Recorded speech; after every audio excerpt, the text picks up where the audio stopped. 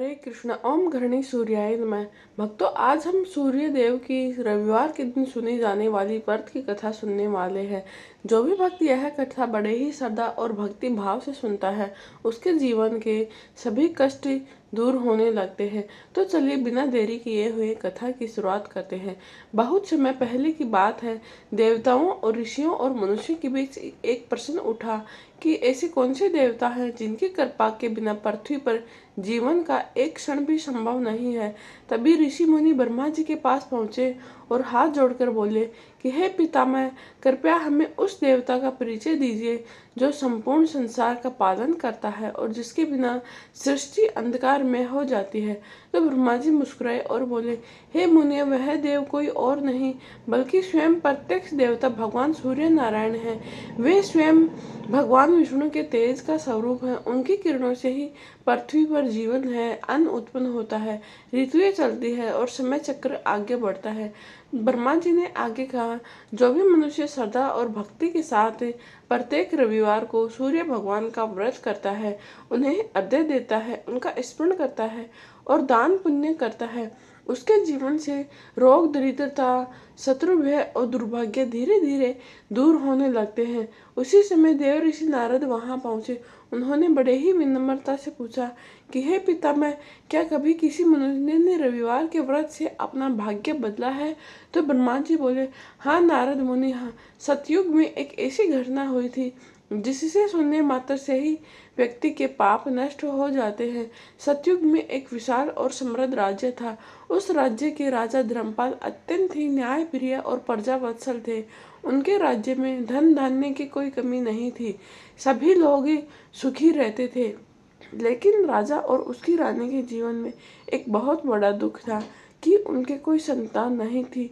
वर्षों तक उन्होंने यज्ञ किए, तीर्थ किए, दान दिए और अनेक देवी देवताओं की आराधना की, परंतु उन्हें संतान सुख प्राप्त नहीं हुआ।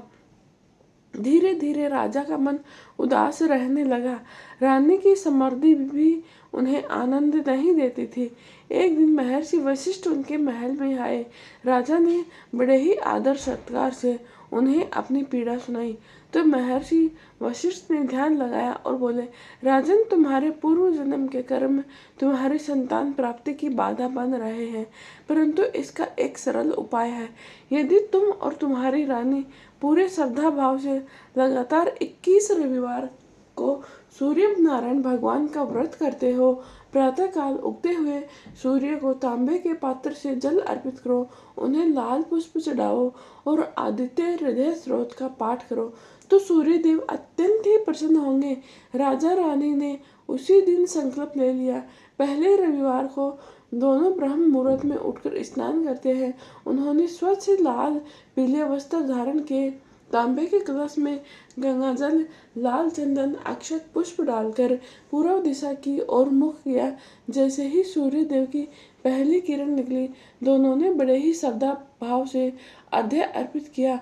राधा ने हाथ जोड़कर प्रार्थना की, हे जगत के प्रकाश स्वरूप सूर्य नारायण, यदि हमारी भक्ति सच्ची है तो हमारे जीवन का अंधकार दूर कीजिए। हमें ऐसा पुत्र प्रदान कीजिए जो धर्म की रक्षा करे और प्रजा का कल्याण कर सके। उस दिन उन्होंने गरीबों को गेहूं दान, गुड़, वस्त्र, लाल तांबे के पात्र का दान के पूरे दिन फलाहार किया। संध्या के समय सूर्य देव की आरती करके व्रत का पारण किया। इसी प्रकार एक एक करके रविवार बीतते गए। हर रविवार को उनकी श्रद्धा पहले से अधिक बढ़ती गई। अब उनके मन में निराशा नहीं बल्कि सूर्य भगवान के प्रति अटूट विश्वास था। उधर देवलोक में सूर्य देव ने अपने दिव्य रथ पर आकाश का भ्रमण कर रहे थे।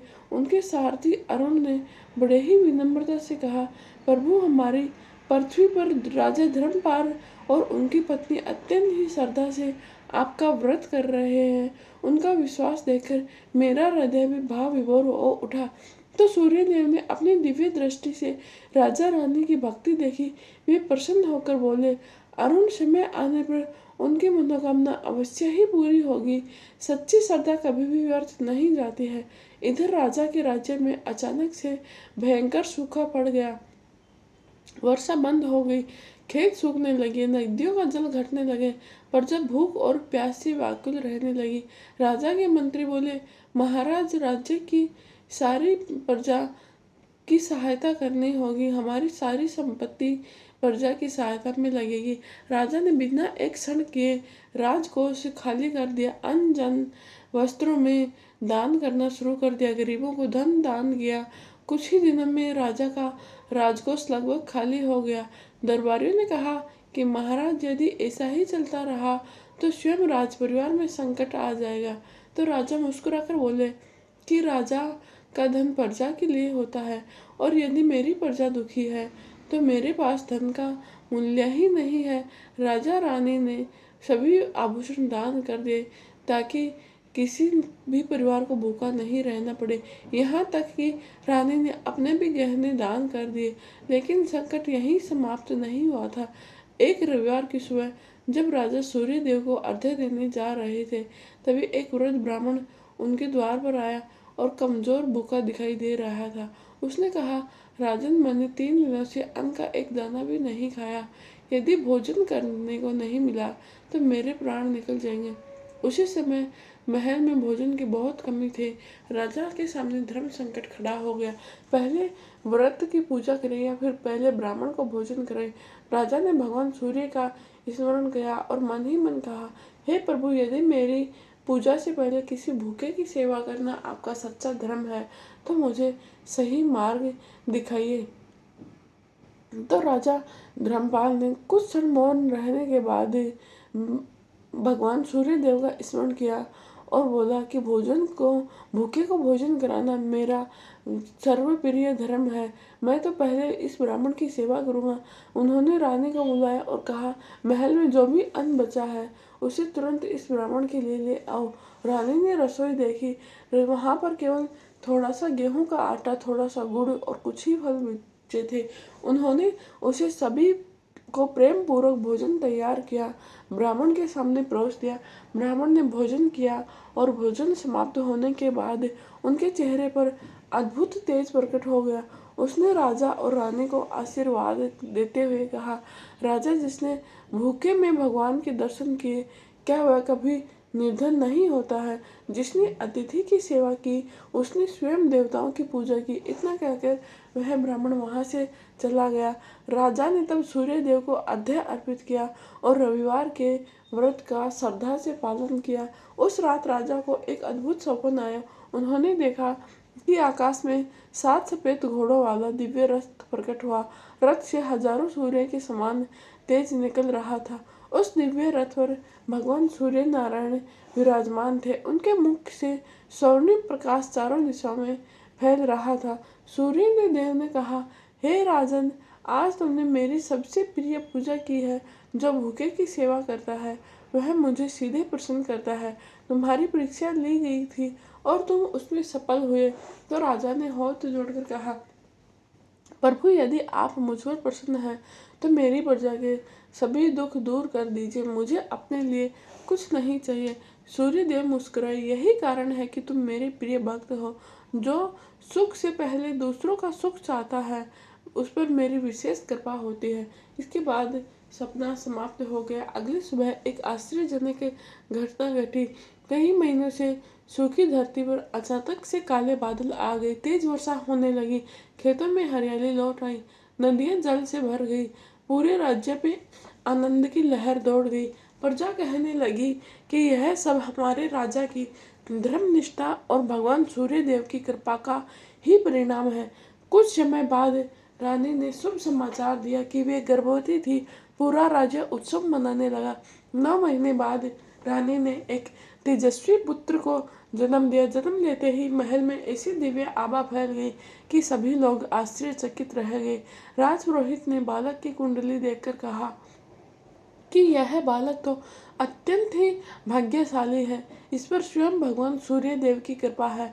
यह बड़ा होकर धर्म की रक्षा करेगा और अपने राज्य का नाम चारों दिशाओं में प्रसिद्ध करेगा।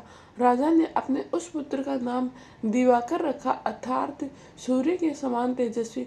बालक बड़ा होने लगा। बचपन से ही वह तेजस्वी, दयालु और पराक्रमी था। वह रोजाना सूर्योदय से पहले उठता, स्नान करता और भगवान सूर्य को अर्घ्य देता। समय बीतता, लेकिन जहाँ पर भगवान की कृपा होती है वहाँ पर कभी कभी ईर्ष्या भी जन्म लेती है। पड़ोसी राज्य का राजा विक्रमसेन धर्मपाल की राज्य की समृद्धि देखकर जलने लगा। उसने सोचा कि जब तक धर्मपाल जीवित है मैं इसके राज्य को जीत नहीं सकता। उसने गुप्त रूप से षड्यंत्र रचना शुरू कर दिया। जासूस भेजे, सेना तैयार होने लगी, युद्ध की योजना बनाई। उधर राजा धर्मपाल को इस षड्यंत्र की कोई जानकारी नहीं थी। वे तो हर रविवार को पहले की तरह ही सूर्य देव की पूजा करते और प्रजा की सेवा में लगे रहते। एक दिन वृद्ध ऋषि राज दरबार में आए। उन्होंने राजा से कहा, राजा, समय की धारा बदलने वाली है, तुम्हारी एक परीक्षा और आने वाली है। याद रखना, जिसका विश्वास सूर्य देव पर अटल होता है उसे संसार की कोई शक्ति पराजित नहीं कर सकती। राजा ने उनके चरण स्पर्श किए, लेकिन ऋषि ने अपना नाम बिना बताए वहां से चले गए। कुछ ही समय बाद सीमा से संदेश आया कि महाराज, पड़ोसी राज्य की विशाल सेना हमारी ओर बढ़ रही है। पूरा राज्य चिंता में डूब गया। मंत्री बोले, महाराज, शत्रु की सेना हमसे कई गुना बड़ी है। लेकिन राजा धर्मपाल शांत थे।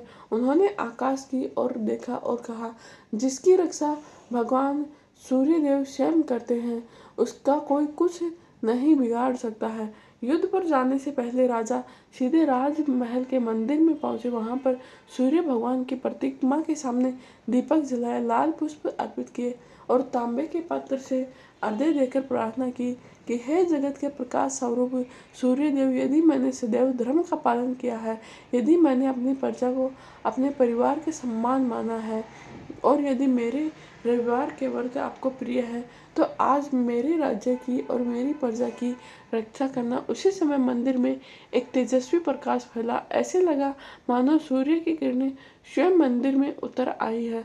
राजा ने आंखें खोली तो सामने कोई दिखाई नहीं दिया, लेकिन उनके हृदय में एक दिव्य गूंज उठी, धर्म की रक्षा करने वाले की रक्षा मैं स्वयं करता हूँ। निर्भय होकर युद्ध करो, विजय तुम्हारी ही होगी। राजा यह सुनकर आत्मविश्वास से भर गए।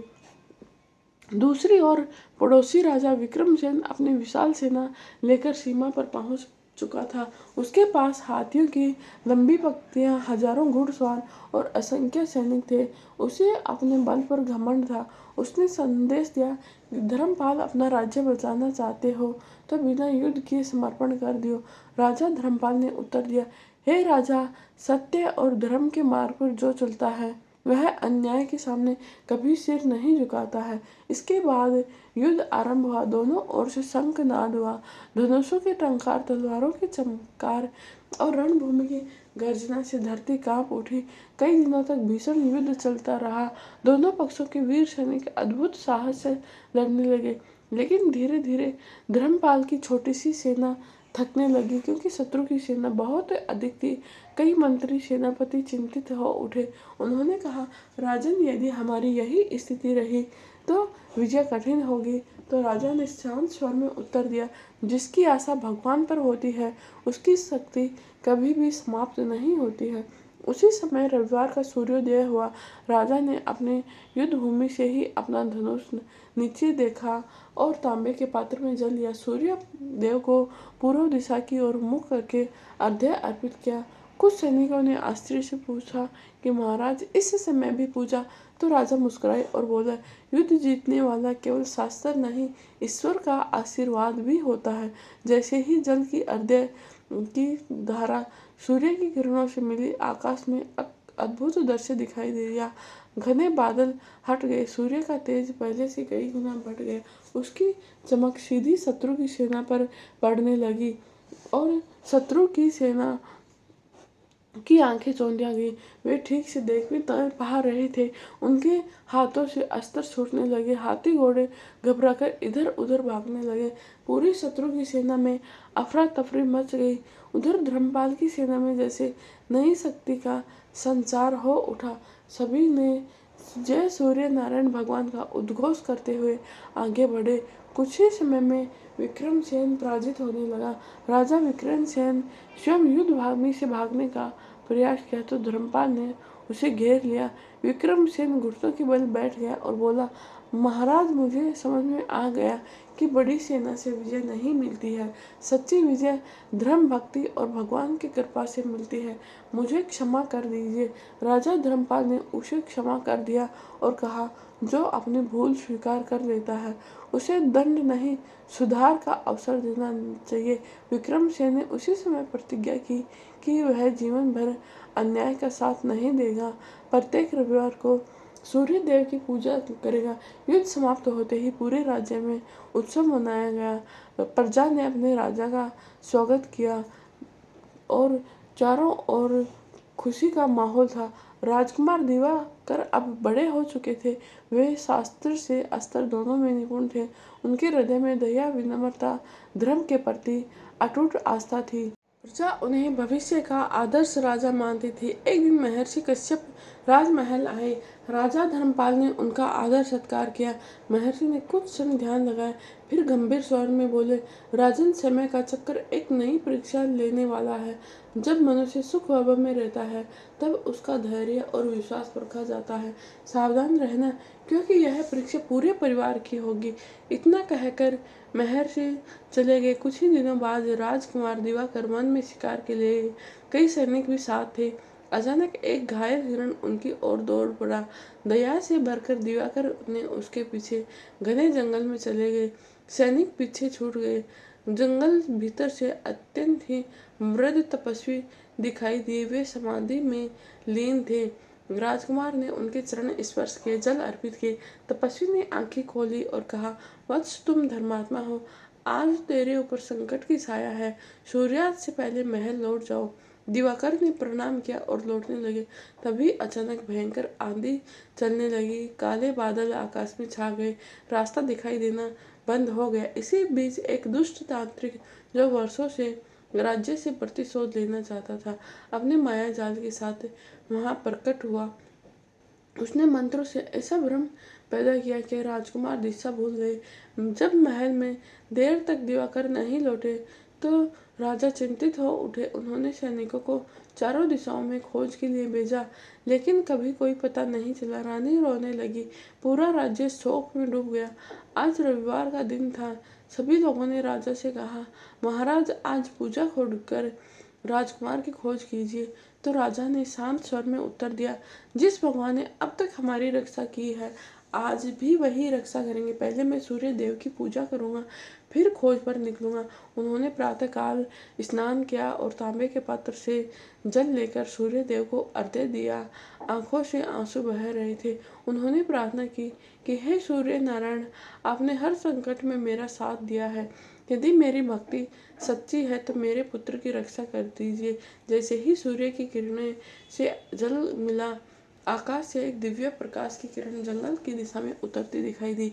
राजा ने उसी दिशा में सेना को प्रस्थान किया। उधर राजकुमार दिवाकर उस तांत्रिक के मायाजाल में फंसे हुए थे। तांत्रिक हंसते हुए बोला कि आज तुम्हारे पिता की सारी भक्ति व्यर्थ हो जाएगी। लेकिन उसी क्षण एक तेजस्वी प्रकाश जंगल में फैल गया। सूर्य की किरणें इतनी प्रचंड थी, तांत्रिक का मायाजाल टूटने लगा। उसके सारे मंत्र निष्फल हो गए। तांत्रिक भय से कांपने लगा और बोला, यह कैसा दिव्य तेज है। तभी आकाश से दिव्य स्वर गूंजा कि जो सच्चे मन से रविवार का पालन करता है, धर्म का पालन करता है और किसी को आहत नहीं करता है, उसकी रक्षा स्वयं मेरा तेज करता है। क्षण भर में तांत्रिक की सभी शक्ति नष्ट हो गई। वह अपने अपराधों के लिए क्षमा मांगने लगा। उसी समय राजा धर्मपाल और सैनिक वहां पहुंच गए। उन्होंने अपने पुत्र को सकुशल देखकर भगवान सूर्य देव को बार बार प्रणाम किया। दिवाकर ने अपने पिता से कहा, पिताश्री, मैंने अपनी आंखों से देखा कि भगवान अपने सच्चे भक्तों की रक्षा अवश्य ही करता है। तो राजा की आंखों से खुशी के आंसू बह निकले। राजमहल लौटने पर पूरे राज्य में दीपक जलाए गए। मंदिर में विशेष पूजा हुई। हजारों निर्धनों को अन्न, वस्त्र, गुड़ का दान किया गया। लेकिन उसी रात सूर्य देव ने धर्मपाल को एक सपना में दर्शन दिए और कहा कि राजन, अभी तुम्हारी अंतिम परीक्षा शेष है। इसके बाद तुम्हें वरदान मिलेगा, जिसकी हर इच्छा भगवान पूरी करता है। राजा ने हाथ जोड़कर कहा कि प्रभु, वह अंतिम इच्छा क्या है। तो सूर्य देव कोई उत्तर दे मुस्कुराकर अंतर्ध्यान हो गए। तो राजा ने प्रातः काल उठा और स्नान किया, भगवान सूर्य देव को जल से अर्घ्य अर्पित किया और राज्यसभा में पहुंचा।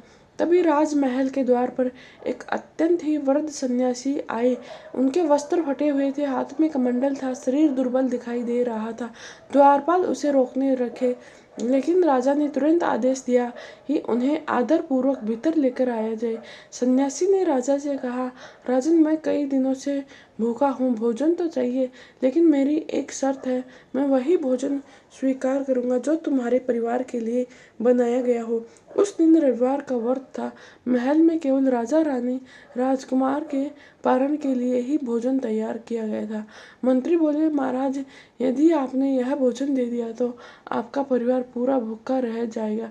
राजा मुस्कुराए और बोले कि यदि मेरे भोजन से किसी भूखे के प्राण बचते हैं तो इससे बड़ा पुण्य और क्या हो सकता है। राजा, राजकुमार और दिवाकर ने बिना किसी संकोच के सहमति दे दी। पूरा भोजन उस सन्यासी को अर्पित कर दिया। सन्यासी ने प्रसन्न होकर जैसे ही भोजन किया और उन्होंने अंतिम ग्रास ग्रहण किया, पूरे राजमहल में दिव्य प्रकाश फैल गया। वृद्ध सन्यासी का स्वरूप बदलने लगा। कुछ ही क्षणों में वहां 7 घोड़ों वाला दिव्य रथ प्रकट हुआ। चारों दिशाओं में स्वर्णिम प्रकाश फैल गया। देवताओं ने पुष्प वर्षा शुरू कर दी। राजा, राजकुमार और रानी ने देखा कि स्वयं सूर्य नारायण भगवान उनके सामने विराजमान है। तीनों भूमि पर दंडवत लेट गए। भगवान सूर्य देव बोले कि राजा, आज तुम्हारी अंतिम परीक्षा भी पूरी हुई। मैंने कभी भूखे का भोजन का ब्राह्मण का रूप लिया, कभी संकट में भेजा, कभी युद्ध पर, कभी पुत्र वियोग पर, और आज सन्यासी बनकर तुम्हारे द्वार पर आया। तुमने हर बार धर्म, दया और सेवा को सबसे ऊपर रखा। राजा ने विनम्रता से कहा कि प्रभु, यह सब आपकी ही कृपा है। तो सूर्य देव बोले, जो भी मनुष्य रविवार के दिन बड़े ही श्रद्धा के साथ मेरा व्रत करता है, उगते हुए सूर्य को अर्घ्य देता है, सत्य बोलता है, माता पिता गुरुओं का सम्मान करता है, भूखे को भोजन देता है और अपने धन का अहंकार नहीं करता है, मैं उसके जीवन से अंधकार दूर कर देता हूँ। इसके बाद राजा को सूर्यदेव ने 3 वरदान दिए। पहला कि कभी भी तुम्हारे राज्य में अकाल नहीं पड़ेगा। दूसरा कि सदैव तुम्हारे धर्म की रक्षा रहेगी। तीसरा कि जीवन के अंत समय में तुम्हें सूर्यलोक की प्राप्ति होगी। यह सुनकर पूरा राजमहल जय सूर्य नारायण के जय घोष से गूंज उठा। समय बीतता गया। राजा धर्मपाल ने अपने राज्य राजकुमार दिवाकर को सौंपा। दिवाकर भी अपने पिता की तरह भगवान सूर्य देव की पूजा करते, अर्घ्य देते और दान की परंपरा को आगे बढ़ाए। उनके राज्य का शासन दिन प्रतिदिन समृद्ध होता गया। कोई भी भूखा नहीं रहता, कोई अन्याय नहीं सहता। सभी लोग रविवार के दिन भगवान सूर्य का व्रत करते थे। इसके बाद वर्षों बाद राजा धर्मपाल का अंतिम समय आया तो उन्होंने पूर्व दिशा की ओर मुख किया, भगवान सूर्य का स्मरण किया और शांत मन से अपने प्राण त्याग दिए। उसी समय आकाश में दिव्य प्रकाश प्रकट हुआ। देवताओं ने पुष्प वर्षा की और भगवान सूर्य नारायण का दिव्य रथ उन्हें अपने साथ सूर्यलोक ले गए। ऋषियों ने कहा कि जो भी व्यक्ति श्रद्धापूर्वक इस रविवार की कथा को सुनाता है, भगवान सूर्य नारायण उसकी आयु, आरोग्य, यश और तेज में वृद्धि करते हैं। उनके घर में सुख समृद्धि आती है और धीरे धीरे उनके कष्ट दूर होते हैं। तो भक्तों, रविवार के दिन जो भी भक्त सूर्य देव को जल से, तांबे के पात्र से जल से अर्पित करता है, लाल पुष्प, रोली, अक्षत, गुड़ अर्पित करते हैं, तो यह बहुत ही शुभ माना जाता है। रविवार के दिन यथाशक्ति गेहूं, गुड़, लाल वस्त्र, तांबे का दान करें, जरूरतमंद और भूखे की सेवा करें, सत्य और दया धर्म का पालन करें। जो भी व्यक्ति श्रद्धा और विश्वास के साथ भगवान सूर्य नारायण का स्मरण करता है, उनके जीवन में आशा, ऊर्जा, प्रकाश का उदय अवश्य ही होता है। यह आज रविवार की कथा की समाप्ति होती है। ओम घृणी सूर्याय नमः। जय श्री सूर्य नारायण भगवान की जय हो। भक्तों, अगर आपको यह कथा अच्छी लगी है तो वीडियो को लाइक करें और कमेंट बॉक्स में ओम घृणी सूर्याय नमः अवश्य ही लिखें।